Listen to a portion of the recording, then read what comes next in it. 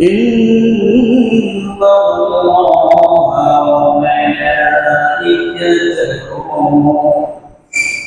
يصلون على النبي يا أيها الذين آمنوا صلوا عليه وسلموا تسليما اللهم صل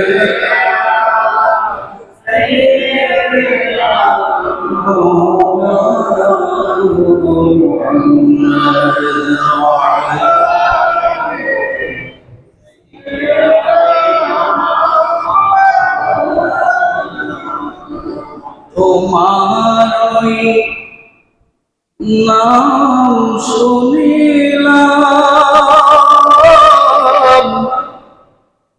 এই চোখে দেখলাম না তোমারই নাম শুনিলাম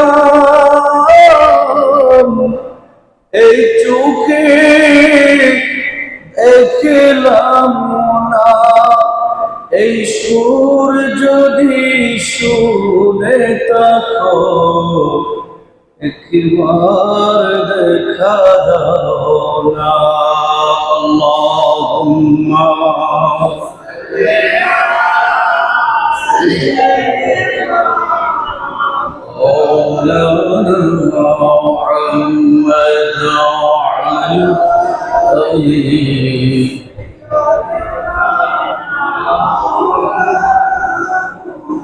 তোমার পাওয়া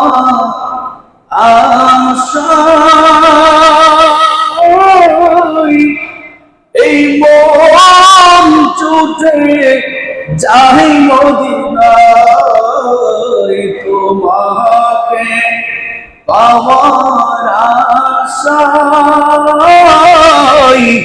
এই মন ছুটে যাই মদিনায় আশিকে বিধান দাও না আরে দূরে থাকিও না হে রাসূল তোমায় ভালোবাসি অন্তর শুধু মুখে নয় জান্নাতের আশায় নয় হে রাসূল জাহান্নাম কেউ ধরে নয় আল্লাহুম্মা সাল্লি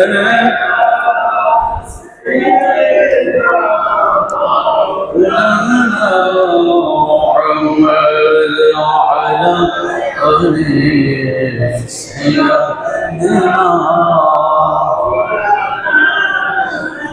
অষ্টবেশে হজারতে বেলালের মধুর আজান অষ্টবেশে হজারতে বেলালের মধুর আজান যে জানে ছিল এমন প্রেম মুগ্ধ রহমান দয়াল নবীর পিছে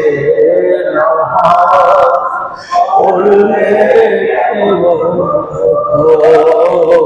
দয়াল নবীর পিছে পড়লে দিনী কত আলোচনায় থাকতাম আমি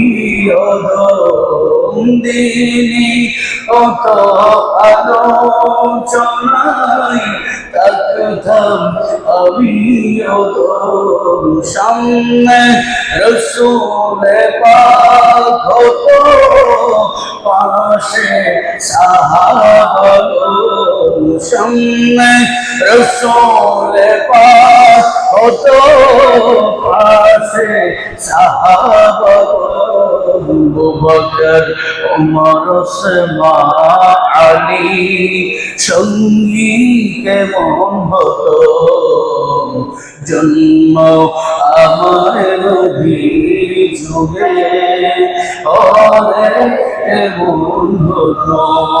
আল্লাহুম্মা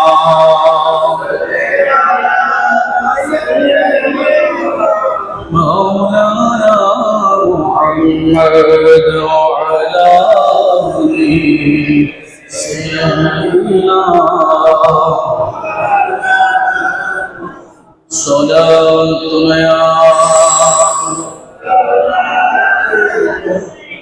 سلام दिखा दो आपको मुझरा प्यारा प्यारा यार रसूलल्लाह, दिखा दो आपको मुझरा प्यारा प्यारा यार रसूलल्लाह, खुदा का जीता जी कर लो नजारा या रसूल अल्लाह, जबी मेरी हौसले दर तुम्हारा, जबी मेरी हौसले दर तुम्हारा या रसूल अल्लाह, यही अरमा है जिनका सहारा या रसूल अल्लाह, सलाम या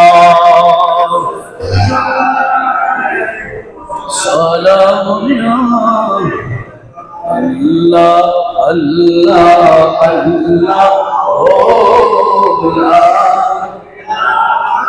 इलाहा ओ जोरे अल्लाह अल्लाह ओ ला इलाहा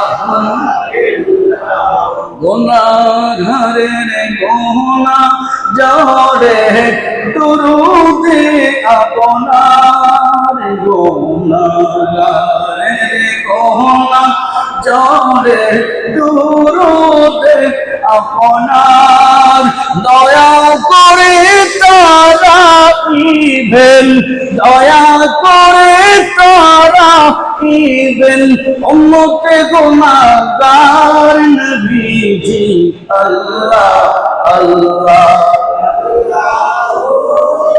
ला इलाहा इल्लल्लाह अल्लाह अल्लाह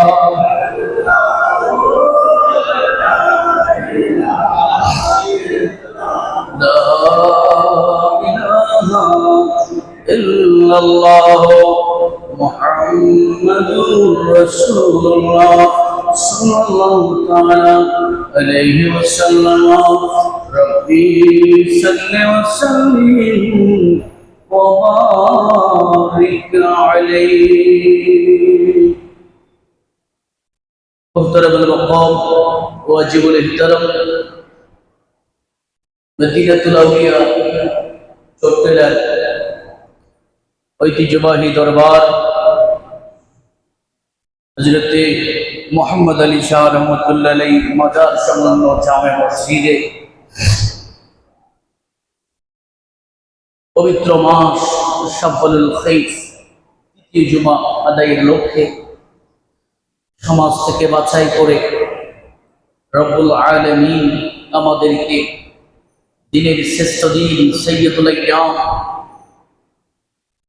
নামাজের মধ্যে শ্রেষ্ঠ ইবাদত সালাতুল জুমা আদায় করার লক্ষ্যে দূর দূরান্ত থেকে আগত মেহমানবৃন্দ, উপস্থিত অত্র মসজিদের পাঞ্জেগানা মুসল্লিন ইকরাম, মাইকের মাধ্যমে শুনছেন আমার পর্দার আড়ালের মা ও বোনেরা, দোকানে বসে শুনছেন সওদাগর ভাইয়েরা, বিভিন্ন জায়গায় স্থানে মাইকের মাধ্যমে শুনছেন সর্বস্তরের মুসলিম জনতা। রাহমানি ওয়া রাহমাকুমুল্লাহ। আসসালামু আলাইকুম ওয়া রাহমাতুল্লাহি ওয়া বারাকাতুহু। রব্বুল ইজ্জত শুকরিয়া আদায় করছি, আল্লাহ চাইলে জুমাবার মেডিকেলে পাঠাতে পারতেন, পেটে ব্যথা দিয়ে মেডিকেলে ভর্তি করাইতে পারতেন, মাথা ব্যথা দিয়ে বাড়িতে শোয়াই রাখতে পারতেন। কত মানুষ কত দিকে ব্যস্ত, আল্লাহ আমাদেরকে সুস্থ শরীরে প্রথম কাতার, দ্বিতীয় কাতার, তৃতীয় কাতারে আসার তৌফিক দিয়েছেন। সেই মুনিবের শুকরিয়া আদায় করার দরকার আছে না নাই? সেই মুনিবের শুকর আদায়তে কালামত শুকর আদায় করি, বলি আলহামদুলিল্লাহ। সরকার কায়নাত দু জাহানের সরদার, মদিনা কা তাজদার, হায়াতুন নবী, জিন্দা নবী, মায়ার নবী, দু জাহানের বাদশা নবী, শামসুদ দুহা, বদরুদ দুজা, সদরুল উলা, নূরুল হুদা, দু জাহানের বাদশা নবী মুহাম্মদুর রাসূলুল্লাহ। প্রত্যেকে বলেন সাল্লাল্লাহু। যে নবীর কাছে দুরূদ না গেলে আল্লাহর প্রশংসা পৌঁছায় না, জোরে বলেন সুবহানাল্লাহ। শুকরিয়া আদায় করছি আপনাদের যারা জুমাবার মাথায় রেখে সকাল থেকে প্রস্তুতি নিয়ে প্রথম কাতারে হাজির হয়েছেন, আগে আগে এসেছেন। আল্লাহ আমাদের ইবাদত কবুল করুন, আমিন।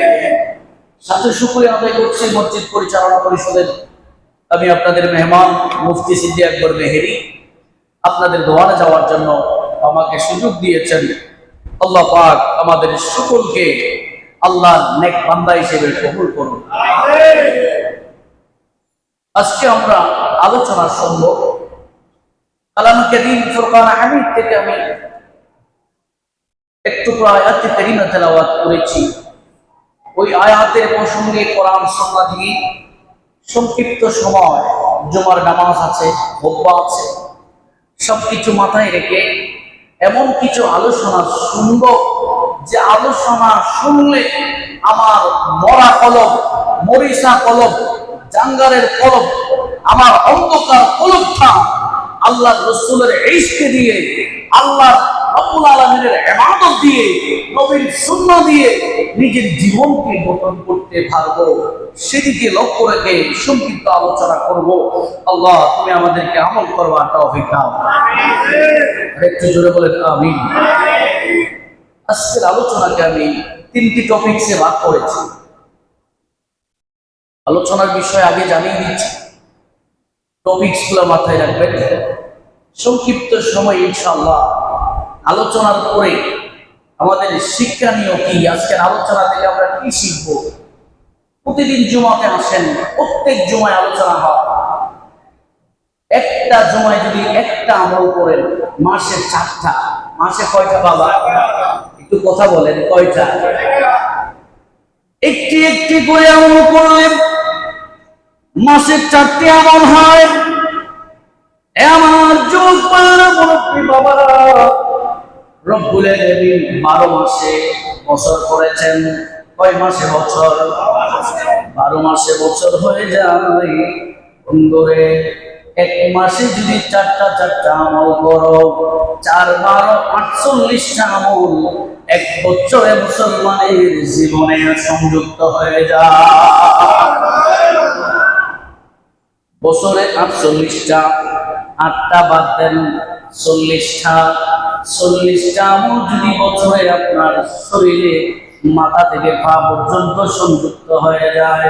যুবকরে, একটু করে চিন্তা করো, বয়স তো 30 পার করে ফেলেছ, বয়সটা 40 পার করে ফেলেছ, 10 বছরে যদি 40টা করে 400 আমল হয়ে যায়, নূরে মাথা থেকে পা পর্যন্ত আমার রাসূলের সুন্নাহ ছাড়া আর কিছু থাকে না। কথা বলেন ঠিক না? তাইলে যুবক, বোঝা যায় আমরা শুনি বেশি, আমল করে কম, কথা বলি বেশি, মানি কম। যুবক প্রেম গভীর মনোযোগ। ও ইস্তেমের বাজারের যুবক, আল্লাহ তোমাকে বানাইছে, দুনিয়াতে পাঠাইছে, নির্দিষ্ট একটা লক্ষ্য উদ্দেশ্য আশা নাই। কথা বলেন আশা নাই? বন্ধুরে, মাস হচ্ছে শাওয়াল মাস। মাস কিসের মাস? কথা বলেন কিসের মাস? শাওয়াল মাসকে হজের প্রথম মাস ধরা হয়। হজের প্রথম মাস, হজের মাস তিনটা: শাওয়াল, জিলকাদা, জিলহজ্জা। জিলহজের 10 তারিখ পর্যন্ত হজের সীমানা আছে, হজ চলে। সেই জন্য এই 3টি মাসকে হজের মাস বলা হয়। যারা বলেন সুবহানাল্লাহ। আমি চিন্তা করেছি আজকে ওই হযরতে মুহাম্মদ আলী শাহ জামে মসজিদের মাইদিকে আমার মদিনা শুয়ে আছে, আমার নবী মদিনা মুনাওয়ারা শুয়ে আছে। আমরা যারা আশেক আছি, আমরা প্রতিদিন নবী নবী নবী নবী করে কান্দি, কিন্তু গরিব বিদায় মদিনা যাইতে পারে না। বন্ধুরে, মদিনা যাইতে পয়সাওয়ালা লাগে না, মদিনা যাইতে আমার নবীর ইশক লাগে। কথা বলেন ঠিক না? সেই দিকে লক্ষ্য রেখে আলোচনার পয়েন্ট করেছে 3টা: হজের গুরুত্ব ও মদিনা শরীফের ফজিলত। 2 নম্বর, ইবাদত কবুল হওয়ার পূর্ব শর্ত। ইবাদত কবুল হওয়ার পূর্ব শর্ত কি? আমরা ইবাদত করি, কবুল হয় না, কেন হয় না? আজকের আলোচনায় পেয়ে যাবেন। উত্তম ইবাদত নামাজ। উত্তম ইবাদত নামাজ। বন্ধুরে, কিন্তু উত্তম বুজুর্গি হলো হকের উপরে থাকা। সুবহানাল্লাহ। উত্তম ইবাদত নামাজ, কিন্তু উত্তম বুজুর্গি, উত্তম বুজুর্গি বর্তমান সময়ে উত্তম বুজুর্গি হলো ও দুনিয়ার মানুষরা হকের উপর অটল থাকা। হকের উপর যদি আপনি অটল থাকতে পারেন, তার চাইতে বড় বুজুর্গ এই জমিনে নাই। কথা বলেন ঠিক না? যুবক ভাইরা আমার, ও মুমিন বান্দা, রব্বুল আলামিন আহকামুল হাকিমিন সূরা নিসার 64 নম্বর আয়াত থেকে আমি তেলাওয়াত করেছি। 4 নম্বর পারা 64 নম্বর আয়াত। সূরার নাম হলো সূরা নিসা। কি বলেন কোরআন শরীফে সূরা কয়টা? 114টা। কয়টা? আরে জোরে বলেন কয়টা? আমরা কোরআন থেকে আলোচনা শুনবো। কোরআনে কি নাই, আপনি কি চান? কোরআনকে যদি প্রশ্ন করি, সারাক্ষণ উত্তর দিবে, কোরআন দিয়ে উত্তর দিবে। এখন কথা হলো, কোরআন তো আমি বুঝি না, কোরআন তো পড়তে পারি না, কোরআন আমি বুঝলেও মানি না। সারা না? সেজন্য যুবক ভাইরা, পৃথিবীতে মানব জাতির শ্রেষ্ঠ কিতাব সংবিধান হলো, কমপ্লিট বোর্ড অফ লাইফ হলো আল্লাহর কোরআন। আল্লাহর কোরআন যার কলবের ভিতরে আছে, ওই মানুষটাই সিদ্দিক আকবর হয়েছে, ওই মানুষটাই ফারুক আজম হয়েছে, ওই মানুষটাই ইসলাম নওরাই হয়েছে, ওই মানুষটাই মাওলানা আলী শেরাফুল্লাহ হয়েছে, ওই মানুষটাই বেলাল হাফসি হয়েছে, ওই মানুষটা হযরত ওয়াইসুল করণী হয়েছে। না না না, ওই মানুষটাই আল্লাহর বলি হযরত মুহাম্মদ আলী শাহ রূপ নিয়েছে। চিৎকার করে বলেন সুবহানাল্লাহ। যার কলবের ভিতরে আল্লাহর কোরআন বিদ্যমান আছে, যার কলবের ভিতরে সুন্নাহ বিদ্যমান আছে, আমার রাসূলের সুন্নাহ যার চরিত্রের মধ্যে আছে, আল্লাহ তাকেই তো নেককার বান্দা বানিয়ে দিয়েছে। চিৎকার করে বলেন আল্লাহু আকবার। যুবকে এখন আসেন, আল্লাহ কোরআনে বলেন, উম্মত তুমি বেশি গুনাহগার, তুমি এমন গুনাহ করেছো তোমার জন্য কোনো দিকে যাওয়ার রাস্তা নাই, ডানে যাওয়ার রাস্তা নাই, বামে যাওয়ার রাস্তা নাই। মাথা ব্যথা আছে, ডক্টরের কাছে যাবেন, মেডিসিন দিবে, ভালো হয়ে যাবে। অন্তর হাড়ের ব্যথা হয়েছে, হার্ট বিভাগে যাবেন, চিকিৎসা পাবেন। উম্মতে, ও আমার সৈন্য উম্মতরা শোনো, গুনাহ করতে করতে তোমার জন্য পৃথিবীর সমস্ত দরওয়াজা বন্ধ হয়ে গেছেন, কোথাও যাওয়ার রাস্তা নাই, কোথাও যাওয়ার দেখার বিষয় নাই।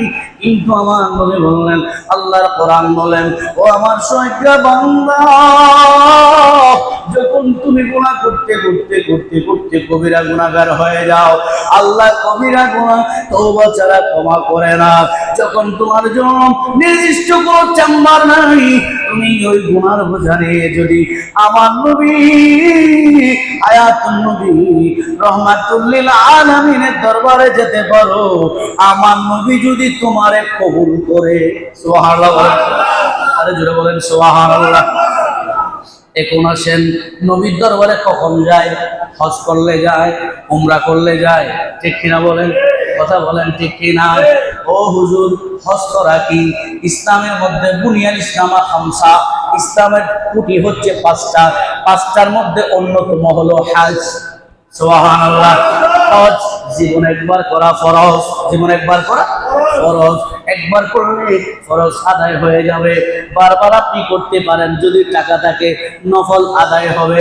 আল্লাহ বলেন, ওয়ালিল্লাহি আলান নাসি হিজ্জুল বাইতি মান ইসতাতা ইলাইহি সাবিলা।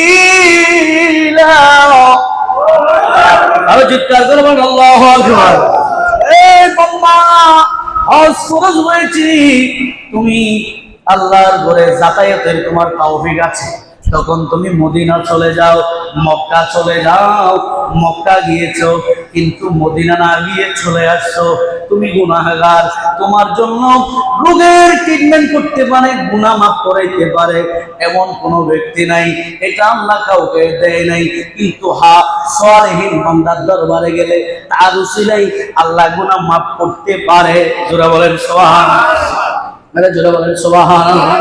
সেই জন্য ও যুবক ভাইয়ারা, পর্দার আড়ালের মা বোনেরা, আমার মুরব্বী বাবারা, মুরব্বী বাবারা, যখন আপনার জন্য সব দরজা বন্ধ হয়ে যাবে, আল্লাহ ডাক দিয়া বলেন, ওয়ালাউ আন্নাহুম ইযা ওয়ালাউ আনফুসাহুম জাউকা ফাস্তাগফিরুল্লাহ। আল্লাহু আকবার। আরে চিৎকার করে বলেন আল্লাহু আকবার। আল্লাহর কোরআন শুনে অন্তর কাঁপে রে যুবক। মনে করো তোমার অন্তরটা অন্ধকার হয়ে গেছে, তোমার অন্তরে আল্লাহর নূর চলে গেছে, যার কলবের ভিতরে আল্লাহর তেলাওয়াত শুনলে অন্তর কেঁপে উঠবে, আল্লাহু আকবার ধ্বনি বের হবে। ওই তার কলবে বোঝা যায়, তার কলবে আল্লাহর কোরআনের নূর প্রবাহিত হওয়া শুরু করেছে। চিৎকার করে আল্লাহু আকবার ধরে নেবেন। আল্লাহ বলেন, ওয়ালাউ আন্নাহুম ইযা যালামু আনফুসাহুম জাউকা ফাস্তাগফিরুল্লাহ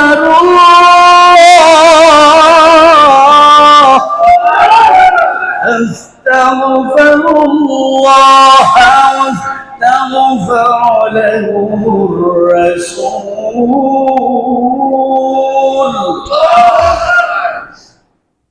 لهم الرسول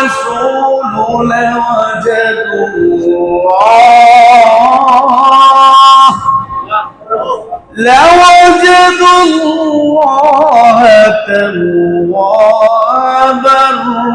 رحيما।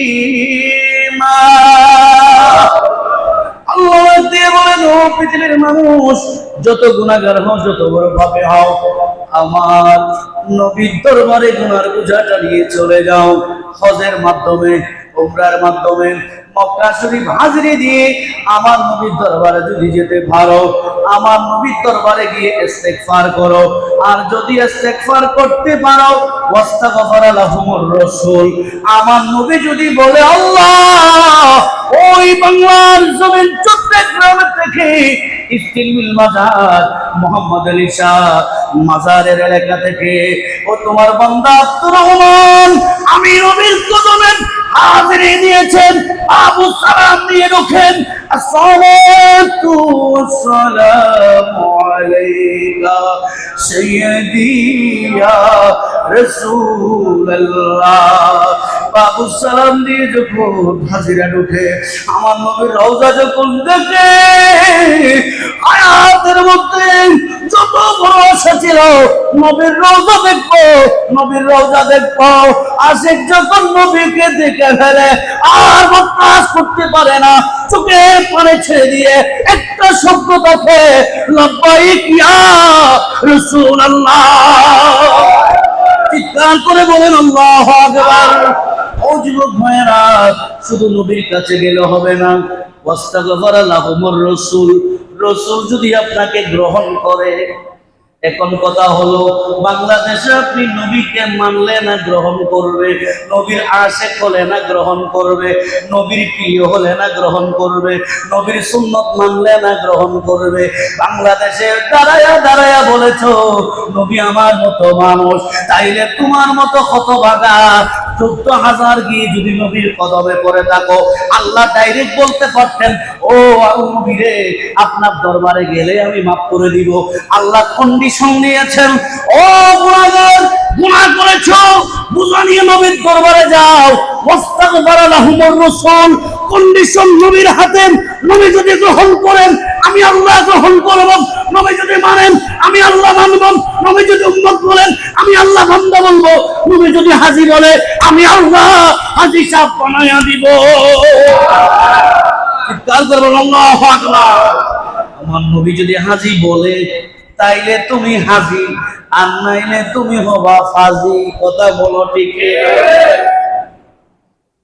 সেজন্য শায়ের বলেন, দিখা দো আপন চেহারা প্যারা প্যারা ইয়া রাসূলুল্লাহ, দিখা দো আপন চেহারা প্যারা প্যারা ইয়া खुदा का जीता जी कर लो नज़ारा या सोरा तुम्हें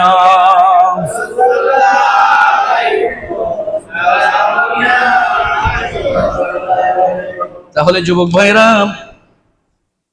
হজের আলোচনা অনেক শুনছেন। আমার আলোচনার মূল পয়েন্ট হলো হজ জীবন একবার ফরজ, জীবন একবার ফরজ। এখন হজ করতে গেলেন, মদিনা গেলেন না, এটা আলোচনার শিক্ষণীয় বিষয়। কারণ আমাদের দেশে অনেক মুআল্লিম আছে, কাফেলা আছে, কাফেলার গাইড বুকে লিখে দিয়েছে মদিনা যাওয়া হজের রুকন নয়, মদিনা যাওয়ার প্রয়োজন নাই। জোরে বলেন, আরেকটু জোরে বলেন। মদিনা যাইলে কি লাভ, মক্কা গেলে কি লাভ? মক্কাতে 1 রাকাত নামাজ পড়লে 1 লক্ষ রাকাতের সওয়াব। সুবহানাল্লাহ বলেন, আরে জোরে বলেন। মদিনায় 1 রাকাত নামাজ পড়লে 50,000। কয় হাজার? মনোযোগ আসেনি? মনোযোগ আসেনি? বন্ধুরে, 1 রাকাত নামাজে 1 লক্ষ রাকাতের সওয়াব। কিন্তু 1 রাকাত সেটা হইছেনি। তুমি কোরআন তেলাওয়াত করতে জানোনি, সূরা ফাতিহা পড়তে জানোনি, রুকু দিতে জানোনি, সিজদা দিতে জানোনি। তুমি যদি নামাজ পড়নেওয়ালা হও তাইলে না কবুল হবে। যদি নামাজ 1 রাকাত সেটা না হয়, 1 লক্ষ রাকাত হবে নি। কথা কথা কোন ঠিক না? 50,000 মদিনা শরীফে 1 রাকাত হলে হবে। খানায় কাবায় হাজরা আসওয়াদ আছে, খানায় কাবায় কি আছে? হাজরা আসওয়াদ আছে। চুমু দিলে গুনাহ মাফ। সুবহানাল্লাহ বলেন। খানায় কাবায় সাফা মারওয়া আছে। সুবহানাল্লাহ বলেন। ইন্নাস সাফা ওয়াল মারওয়াতা মিন শাআইরিল্লাহ,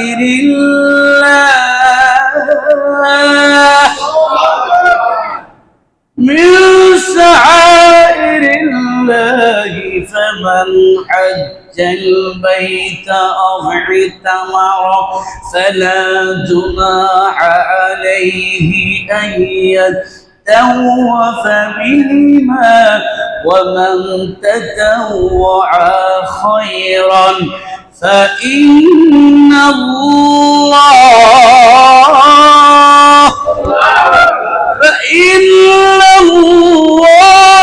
شاكر عليم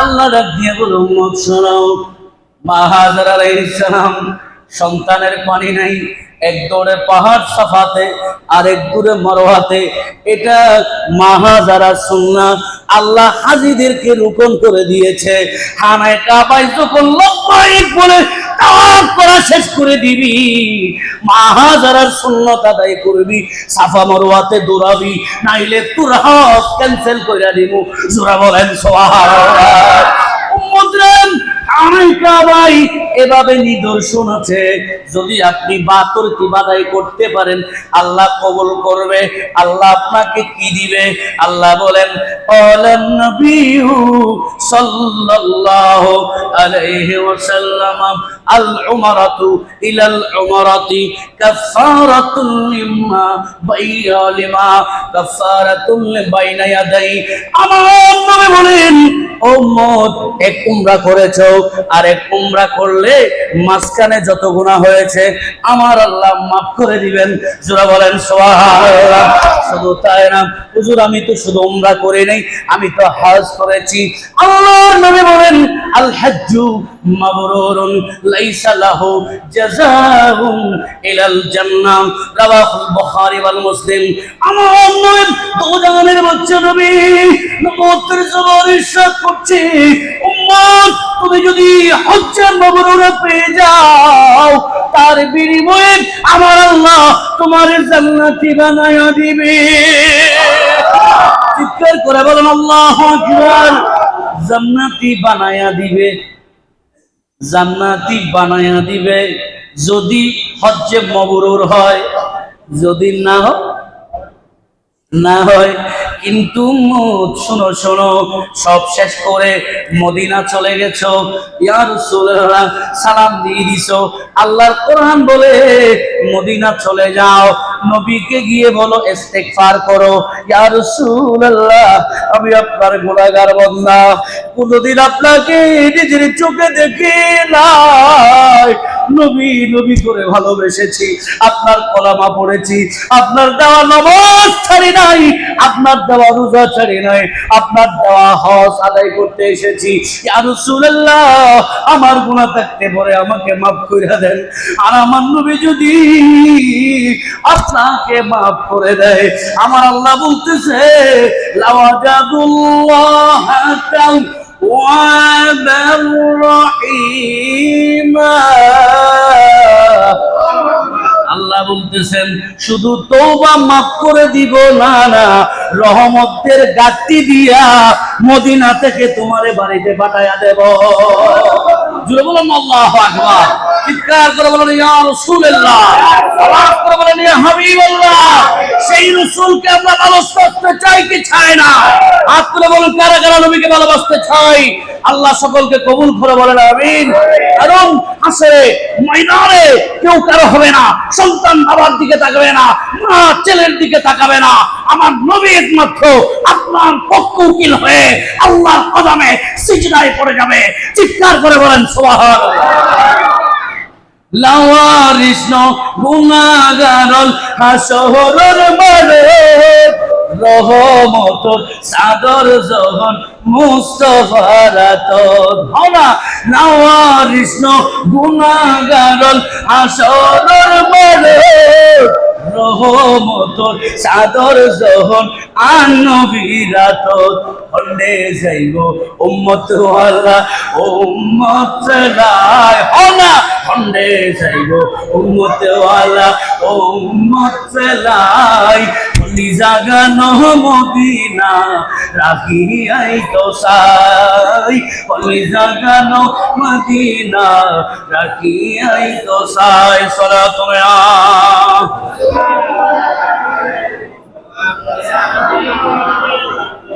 আলাইকুম সালাতু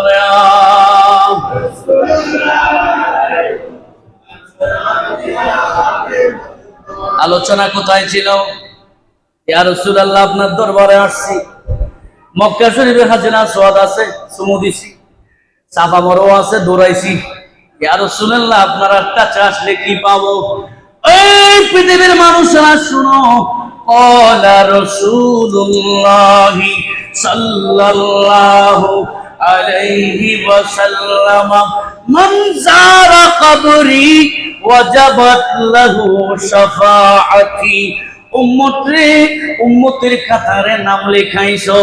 উম্মত যদি হয়ে থাকো, ওই হায়াতে জিন্দেগির ভিতরে যদি আমি নবীর কদমে জিয়ারতে এসেছো, কিয়ামতের ময়দানে কেউ তোমার পাশে থাকবে না, ওইখানে দাঁড়ায়া তোমার পক্ষে সুপারিশ করে জান্নাতে নেওয়া আমি নবীর উপর ওয়াজিব হয়ে গেছে।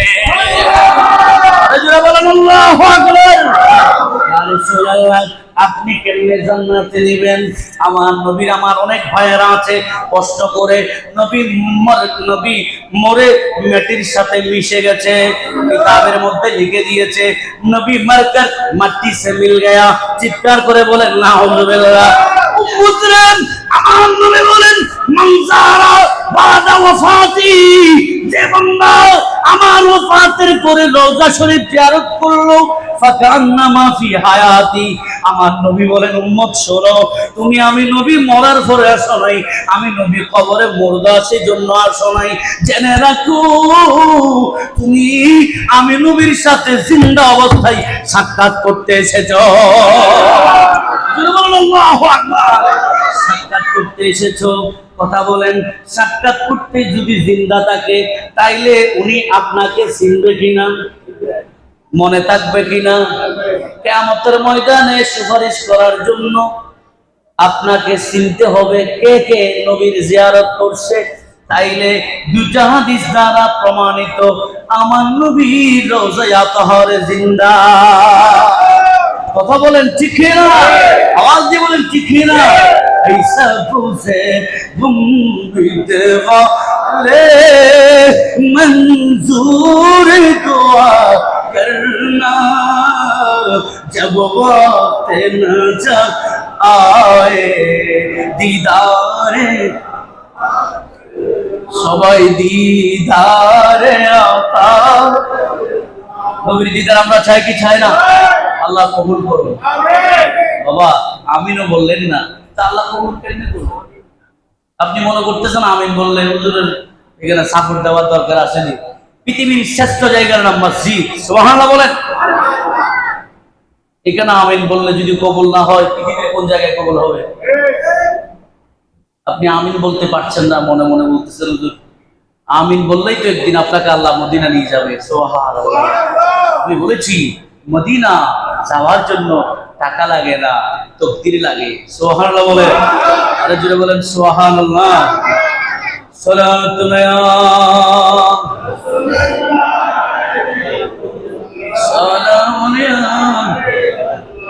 আলাইকুম সালাতু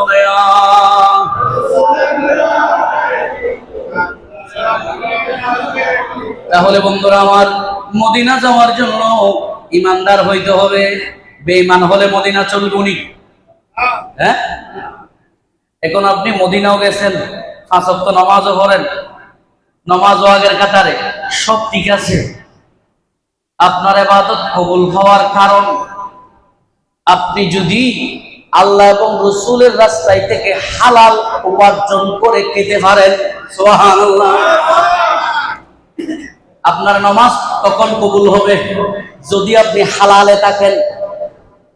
আপনি মসজিদ থেকে বের হয়ে হারামে চলে যান, ওযু করেন, গোসল করেন, 14,000 বার যদি গোসল করেন, আপনার শরীর পবিত্র হবে কিন্তু দিল পবিত্র হবে না। কথা বলেন ঠিক কিনা? উম্মতে, সেজন্য আমার আল্লাহ বলেন, উম্মত শোনো, ইবাদত কবুল হওয়ার পূর্ব শর্ত হলো তোমাকে হালাল খেতে হবে। আল্লাহ বলে নাই মসজিদে বসে বসে আল্লাহ আল্লাহ করো। আল্লাহ বলেছে নামাজ শেষ স্টিল মিল বাজারে তোমার দোকান, সেখানে চলে যাও, ফ্যাক্টরিতে চলে যাও, টমেটো খেতে চলে যাও, মরিচ খেতে চলে যাও। তুমি রুইছো টমেটো, আমি আল্লাহ তোমারে বিক্রি কইরা রিজিকের সন্ধান কইরা দিব। আর জোরে বলেন আল্লাহু আকবার। হুজুর কোন জায়গায় কইছে? সূরার নাম জুমা। আল্লাহ পাক বলেন فَإِذَا قُضِيَتِ الصَّلَاةُ فَانتَشِرُوا فِي الْأَرْضِ وَابْتَغُوا مِنْ فَضْلِ اللَّهِ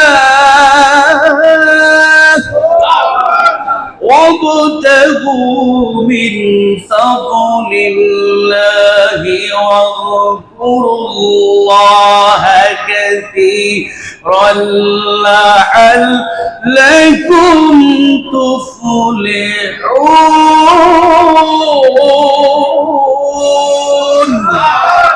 আল্লাহ পাক ডাক দিয়ে বলে উম্মত শোনো, নামাজ শেষ হয়ে গেছে, বের হয়ে যাও। কারণ হালাল রিজিক এমনি আসে না, পরিশ্রম করতে হয়। হারাম রিজিক এমনি চলে আসে। বস আপনার জন্য, স্যার আপনার জন্য, বস আপনার জন্য, এইভাবে আসার জন্য বস হতে হয়।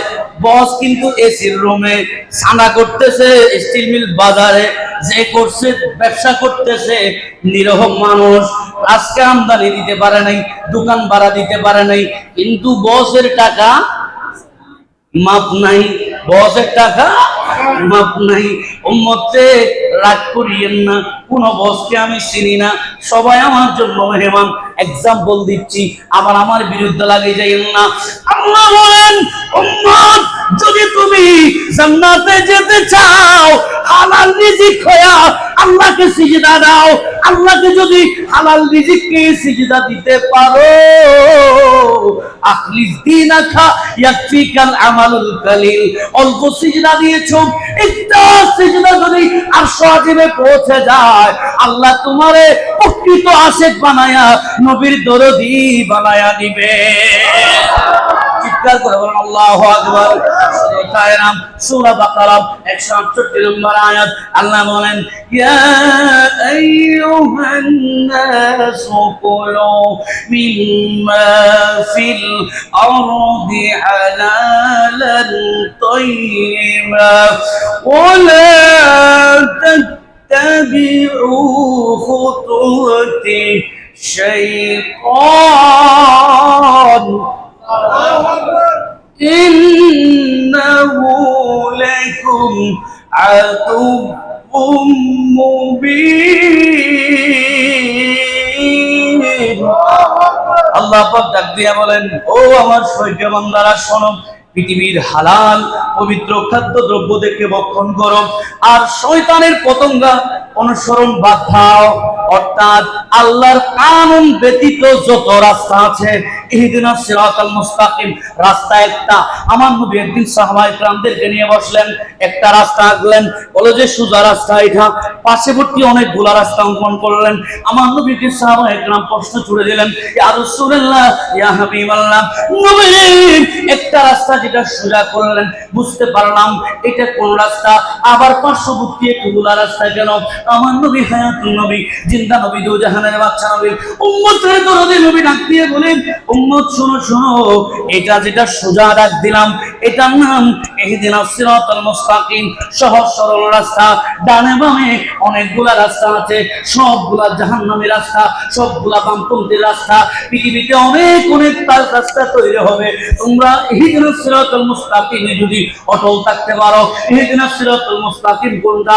যে রাস্তার ভিতরে নবী পাওয়া যায়, যে রাস্তার ভিতরে সিদ্দিক আকবরকে পাওয়া যায়, যে রাস্তার ভিতরে ফারুক আজমকে পাওয়া যায়, যে রাস্তার ভিতরে উসমান বিন নওরাইনকে পাওয়া যায়, যে রাস্তার ভিতরে মাওলানা আলী শেরে খোদাকে পাওয়া যায়, যে রাস্তার ভিতরে হাসান হুসাইনকে পাওয়া যায়, যে রাস্তার ভিতরে আল্লাহর ওলিদের শান ও আজমত পাওয়া যায়, যে রাস্তার ভিতরে শুধু তাই না, আল্লাহ ডাক দিয়া বলেন উদখুলু ফিস সিলমি কাফা, এমন ভাবে ইসলামে তুমি কমপ্লিট ভাবে পূর্ণ হয়ে যাও, এমন ভাবে প্রবেশ করো যেভাবে প্রবেশ করলে আল্লাহ তোমাকে একজন নেককার বান্দা হিসেবে স্বীকৃতি দিবে। আরে জোরে বলেন আল্লাহু আকবার। তাহলে নামাজ, হজ, যাকাত, ইবাদত সবকিছু কবুল হওয়ার জন্য পূর্ব শর্ত হালাল। হালাল হালাল হালাল যদি আপনার পেটের ভিতরে না থাকে, আপনি মানুষ সুন্দর, আপনি বড় মানুষ, আপনি বড় প্রাইম মিনিস্টার, আপনি বড় অনেক কিছু, আপনার টাইটেল আছে, আপনার চেহারা সুন্দর, কিন্তু আপনার কলব যদি আল্লাহ কবুল না করে ওই দেহ মাটিতে পড়ে থাকবে, জান্নাত হবে না। আর ওই দেহ কালো হতে পারে, বেলাল হাফসির মতো কবরে যেতে দাঁড়িয়ে আছে, ওই কবর আল্লাহ জান্নাত হয়ে যাবে। চিৎকার করে বলেন সুবহানাল্লাহ, বলেন আল্লাহু আকবার। এখন বলেন রিজিকের মালিক কে? আর একটু আস্তে কর। এখন আপনি হারাম খাইছেন, হারাম খাইলে আপনার জন্য কি ক্ষতি হবে? আলা রাসূলুল্লাহ সাল্লাল্লাহু আলাইহি ওয়াসাল্লাম লা তাদখুলুল জান্নাতা জাসাদুন উযিয়া বিল হারাম। আমার নবী ডাক দিয়া বলেন, তুমি যদি বড় মাংসওয়ালা হও, হারামকে কে বানাও? নবী ডাইরেক্ট নিষেধ করে দিয়েছেন, ডাইরেক্ট বলে দিয়েছেন লা তাদখুলুল জান্নাহ, জান্নাতে যাবে না, জাসাদুন তোমার শরীর, উযিয়া বিল হারাম হারাম খাওয়া শরীর আল্লাহর জান্নাতে যাবে না। তাইলে তোমার নামাজ, তোমার ইবাদত সব কি হয়ে গেল? বরবাদ হয়ে গেল, ঠিক কি না? আপনি হজ করতে যাবেন, বড় হাজী সাহেব না লেগলে গরম হয়ে যাবেন, ঠিক আছে, কিন্তু আপনি হালালের উপর অটল থাকেন। আল্লাহ আমাদেরকে কবুল করুক, বলেন আমিন। আরো জোরে বলেন আমিন। এখন বলেন রিজিকের মালিক কে? যে চুরি করতেছে সেও খাচ্ছে, যে চুরি করতেছে না সে খাচ্ছে না। পৃথিবীতে আল্লাহর সমস্ত সৃষ্টির রিজিকের বন্টন কে করেন? কে করেন? আপনার কুকুরকে না আপনি বাদ দিচ্ছেন, সমুদ্রের মধ্যে লক্ষ লক্ষ মিলিয়ন মাছ, এগুলা প্রত্যেকে খায়, কে খাবার দেয়? আপনার পুকুরে ফাঙ্গাস মাছের খাবার দিতে আপনার জিহ্বা বাইরে যায়, এই ফাঙ্গাস মাছ খাইলে আমাদের ডায়রিয়া হয়ে যায়। আর আল্লাহ সমুদ্রের ভিতরে তিমি মাছ, ডলফিন সহ বিশাল বিশাল মাছ আল্লাহ তৈরি খাবার দিচ্ছে, সেই রিজিকের মালিক কে? সেই বিশ্বাস যদি থাকে, আজকে থেকে সমস্ত অবৈধ বন্ধ, হালাল খাবেন। কেন? আল্লাহ ওয়াদা করেছেন, সূরা হুদ 6 নম্বর আয়াত, আল্লাহ বলেন ওয়া মা মিন দাব্বাতিন ফিল আরদি ইল্লা আলাল্লাহি রিজকুহা। চিৎকার করে বলেন সুবহানাল্লাহ। আল্লাহ দিয়ে বলে, ও বান্দা, চোর, ডাকাত, বদমাশ, একটা জীবন বাঁচাবার জন্য এত কষ্ট তুমি করতেছো, কিন্তু আমি আল্লাহ বলতেছি রিজিকের মালিকের দায়িত্ব তো আমি। তোমাকে খাওয়াবো বলে দুনিয়াতে পাঠাইছি, তুমি দুনিয়াতে যাওয়ার আগে আমি আল্লাহ কি খাইবা সেটা বানাইছি। জোরে বলেন সুবহানাল্লাহ, আর জোরে বলেন আল্লাহু আকবার। এই আয়াতের তাফসীর করতে গিয়ে সময় নেই, গভীর মনোযোগ। এই আয়াতের তাফসীর করতে গিয়ে ইমামে কুরতুবী তাফসীরে কুরতুবীর ভিতরে একটি ঘটনা নকল করেছেন, মজাদার, খুব চমৎকার ঘটনা। আপনাদের বোঝার জন্য एग्जांपल দিচ্ছি। আল্লাহর নবীর দরবারে ও দুনিয়ার মানুষেরা, হযরত আবু মুসা আশআরী রাদিয়াল্লাহু তাআলা আনহু কিছু পুত্র নবীর দরবারে আসলেন। জোরে বলেন সুবহানাল্লাহ। নবীর দরবার মানুষ বেড়াইতে আসে না।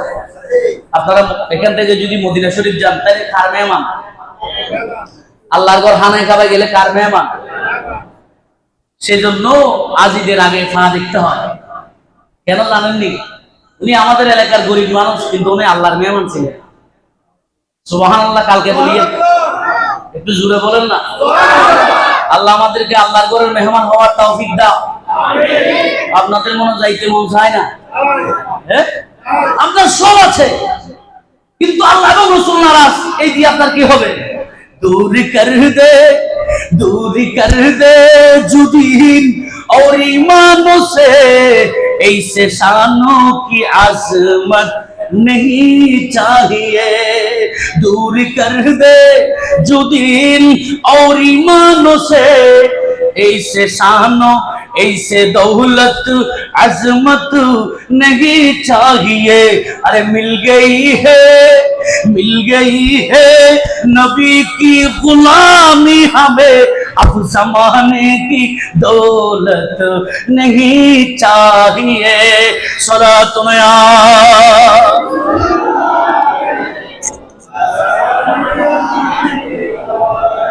তাইলে যে সম্পদ আল্লাহ এবং রসুল থেকে দূরে সরাবে ওই সম্পদ আমার দরকার। যে সম্পদ, যে সন্তান, যে দৌলত, যে ধন আমাকে আল্লাহ এবং রসুল দিবে, এটা কম হোক কলিল হোক, তাতে ইমানদার সন্তুষ্ট।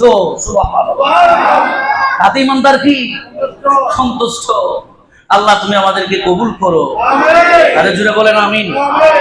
কবির মনোযোগ আছে আপনাদের? মনোযোগ আছে? কথা ছিল রিজিকের মালিক কে? নবীর দরবারে মেহমান আসছেন, আবু মুসা আশআরী রাদিয়াল্লাহু তাআলা ওখানের দরবার থেকে কাফেলা আসছে। আস্তে আস্তে তাদের খাদ্য পানীয় সব শেষ হয়ে গেছে। তারা মদিনার নবীর দরবারের কাছাকাছি আসছে। নবীর রওজা শরীফের, নবীর এখন না রওজা হয়েছে, তখন রাসূল জীবিত ছিলেন। তখন রাসূলের হুজরা শরীফের পাশাপাশি তারা তাবু করলেন। করার পরে দুপুরের টাইম হয়ে গেল, রান্না বান্না হয় নাই। তারা তো মুসাফির, কি খাবে? কাফেলার লিডার বলতেছেন, তোমরা কি জানো না আমরা নবীর মেহমান? আরে জোরে বলেন।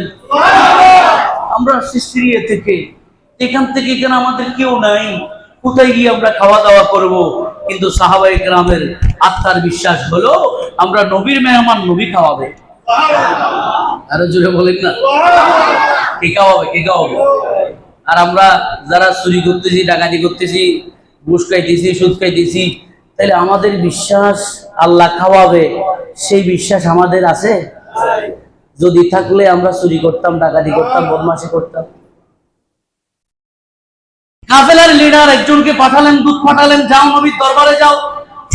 নবীর দরবারে গিয়ে নবীকে বলে আসো মেহমান আসছে, খাবারের ব্যবস্থা করতে। সুবহানাল্লাহ। তাফসীরে কুরতুবীতে ঘটনা নকল করছে, বানোয়াট কাহিনী না। উম্মত শোনো,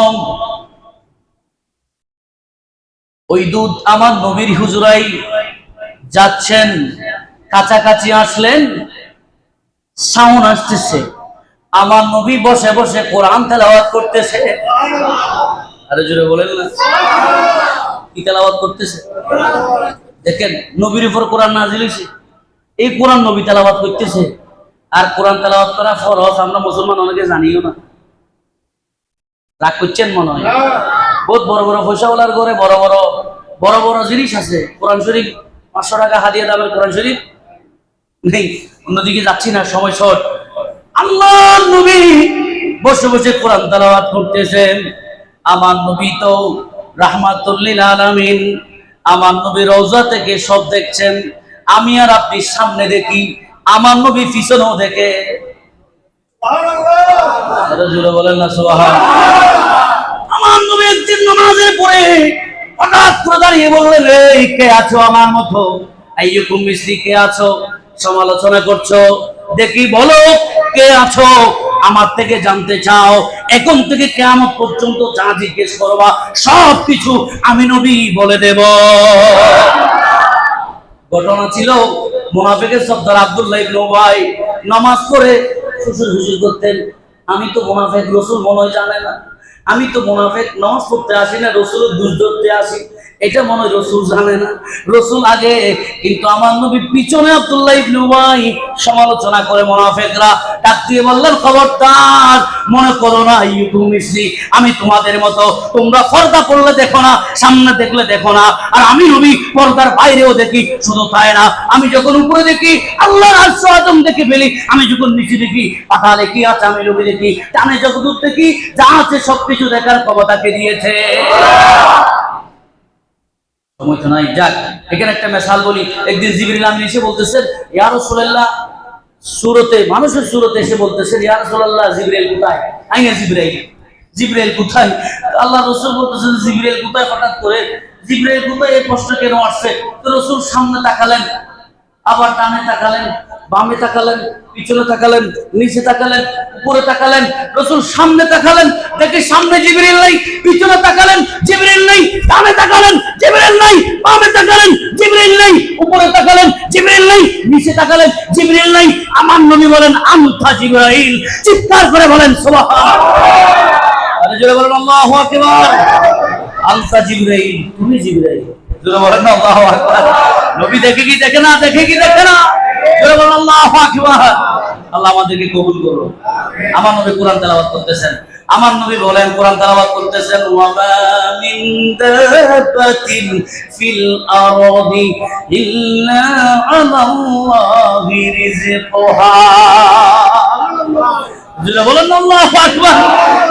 ওই মুসাফির আসছে, মেহমান, আয়াত এটা তেলাওয়াত শুনছে, নবী তো জেনে গেছে আমি কি জন্য আসছি।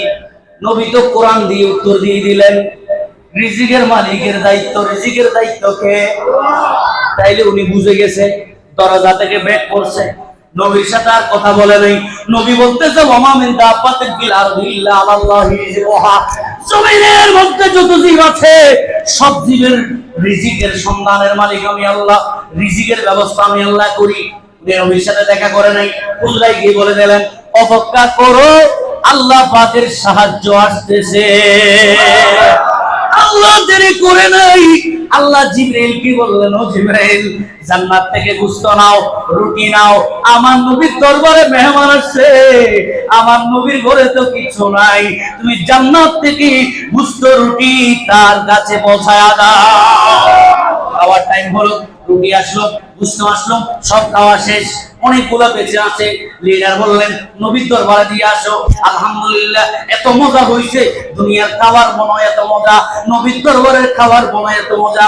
নবীর দরবারে বললেন ইয়া রাসূলুল্লাহ, আপনার পাঠানো খাবার আমরা তৃপ্তি করে খাইছি, বাকি অংশ আপনার কাছে নিয়ে আসছি। আমার নবী আবার ওই আয়াত তেলাওয়াত করলেন, ওয়া মা মিন দাব্বাতিন ফিল আরদি ইল্লা আলাল্লাহি রিজকুহা। উম্মত শুনো, আমি নবী তো তোমাদের জন্য খাবার পাঠাই নাই, রুটি পাঠাই নাই, গোশত পাঠাই নাই, মাংস পাঠাই নাই, কেন জানো? আমার মেহমান নই, সমস্ত পৃথিবীর জীবের রিজিকের দায়িত্ব আমার আল্লাহর হাতে। আল্লাহ জান্নাত থেকে তোমাদের জন্য খাবারের ব্যবস্থা করেছে। আর চিৎকার করুন আল্লাহু আকবার। ওই নবী দেখেন সাহাবায়ে কেরামের কি রকম জিজ্ঞেস করে নাই, রাসূল খাবার পাঠাবেন, কি পাঠাবেন? চিকেন বিরিয়ানি, বিফ বিরিয়ানি, না গরুর মাংস, না হাঁসির মাংস, না মুরগির মাংস, মুরগি আবার দেশি না বিদেশি, না ফার্ম, সবকিছু দেখেন তাদের উদ্দেশ্য খাবার ছিল না, তাদের উদ্দেশ্য মুস্তাফার দিদার। চিৎকার করে বলেন সুবহানাল্লাহ। একটু আওয়াজে বলেন আল্লাহু আকবার। এরকম যারা ইমানদার তারা খাবার হারাম ফেলে ঢুকলে বলতে পারে, কেন জানেন? তাদের ইবাদত করলে শান্তি লাগে না। সেদিন সিদ্দিক আকবর সফর থেকে এসে ঢুকলেন হুজরাতে, ঢুকার সাথে সাথে ওনার হাত এবার খাবার দিছে, খেয়ে ফেলছে। কোনোদিন জিজ্ঞেস না করে খায় না, কোনোদিন জিজ্ঞেস না করে খায় না, ওদিন খেয়ে ফেলছে। খাবার পরে হাতেম বলতেছে, হুজুর আপনি তো প্রত্যেকে জিজ্ঞেস করে খান, আজকে জিজ্ঞেস না করে খেয়ে ফেলছেন। বলে যে আমার বেশি খিদা ছিল, আমি সফর থেকে আসছি, সেই জন্য কোথা থেকে পাইছো খাবার? বলে যে আমি এক সফরে ছিলাম, সেখানে কিছু মানুষ বিপদে পড়েছিল, আমি তাদেরকে সাহায্য করেছি, তারা বলেছে আমাকে কিছু খাবার দিবে। আজকে আমি ওদিকে গেছিলাম, তাদের বিয়ের আয়োজন চলছে, তারা আমাকে কিছু খাবার দিয়েছে। বলার সাথে সাথে সাইয়েদনা সিদ্দিক আকবর হাত ঢুকিয়ে দিলেন, আপনার মুখের ভিতরে আসে না, জিহ্বা বের করে ফেলার মতো হয়ে গেছে, কক খাসতে যাচ্ছে। ওই সিদ্দিক আকবরের যা খেয়েছে বের হচ্ছে না, পানি খেলেন বের হচ্ছে না, আবার এক চোখ পানি খেয়ে সাইয়েদনা সিদ্দিক আকবর হাত ঢুকিয়ে দিয়ে এমন ভাবে বমি করলেন, সমস্ত খাবার বমি করে দিলেন। তখন সিদ্দিক আকবর বলতেছেন, এখন আমি শান্তি আছি। কি করেছো তুমি? আমি তো আজকে আল্লাহর দরবারে কি চেহারা দেখাতাম, আমার সিজদা আল্লাহ বরাবর যেত না, নবী নারাজ হয়ে যেত, আমার ইবাদত কবুল হতো না। তুমি তো আমি আজকে বড় সমস্যা ফেলে দিয়েছো। এটার নাম বলে ইমানদার মুত্তাকি। জোরে বলেন সুবহানাল্লাহ। আর একটু চিৎকার করবেন আল্লাহু আকবার। আল্লাহ এইভাবে যদি বলতে চাই বাবা, অনেক কথা বলার আছে। আল্লাহ আমাদেরকে কবুল করুক বলে আমিন। তাহলে আমরা এই আজকের আলোচনা থেকে 2 মিনিট সময় আমি চেয়ে নিচ্ছি। আমাকে বলা হয়েছে 10-এ শেষ করার জন্য, 11 হয়ে গেছে, 3 মিনিট সময় নিয়ে নিচ্ছি। যেহেতু আপনাদের মেহমান এসেছি, কথাটা যদি একটু গুছাই না দিলে আবার মন খারাপ হবে। সব আলোচনার সর্বোপরি সামারি হলো আজকের আলোচনা থেকে আমরা শিখতে পারলাম শুধু মক্কা গেলে আপনি জান্নাতি হতে পারেন না, আমার নবীর দরবারে গেলে জান্নাতের সার্টিফিকেট পেতে পারেন। আরে জোরে বলেন সুবহানাল্লাহ। সংক্ষেপে বলছে একটা হাদিস, 4টি আমল করলে সরাসরি জান্নাতি। হালাল খাওয়ার পরে পরিচিত সবাইকে সালাম দিবেন। 2 নাম্বার মানুষকে খাওয়াবেন। 3 নাম্বার আত্মীয়তা রক্ষা করবেন। 4 নাম্বার সালাতুত তাহাজ্জুদ আদায় করবেন। 4টা কাজ যদি আমল করতে পারেন, আল্লাহর রাসূল বলছেন দারুস সালাম নামক জান্নাতে তোমাকে দেওয়া হবে। জোরে বলেন সুবহানাল্লাহ। আমল কয়টা? আর জোরে বলেন। আজকের প্রেসক্রিপশনে আইটেম 4টা, আর দ্বিতীয় প্রেসক্রিপশন হলো আপনি 2টা অঙ্গের হেফাজত করবেন। কয়টা? শরীর অঙ্গ প্রত্যঙ্গ আছে না নাই? এই সমস্ত অঙ্গ থেকে 2টা অঙ্গের হেফাজত করবেন, জান্নাতের সার্টিফিকেট আমার নবীর হাত থেকে নেবেন। আর জোরে বলেন না সুবহানাল্লাহ। বলেন ক্বালা রাসূলুল্লাহি সাল্লাল্লাহু আলাইহি ওয়াসাল্লাম মান ইয়াদমাল্লি মা বাইনা লাহইয়াইহি ওয়া মা বাইনা রিজলাইহি আজমাল্লাহুল জান্নাহ। রাওয়াহুল বুখারী। আমার নবী বলেন উম্মত শোনো, যে বান্দা বান্দিনী পুরো শরীর থেকে 2টা অঙ্গের হেফাজত করবে, 2 চোয়ালের মাঝখানে একটা জিহবা আছে, ছোট্ট একটা অঙ্গ। 90% গুনাহ মানুষের এই জিহবা দিয়ে হয়। এই জিহবা যদি কন্ট্রোল করতে পারো, আর 2 পায়ের মাঝখানে ছোট্ট একটা অঙ্গ আছে লজ্জাস্থান, এই 2টা অঙ্গ যদি কন্ট্রোল পাওয়ার যদি তুমি হাতে রাখতে পারো, আমার নবী বলেন আজমাল্লাহুল জান্নাহ। উম্মত তোমাকে জান্নাতে নেওয়া আমি নবীর জন্য দায়িত্ব হয়ে যাবে। অর্থাৎ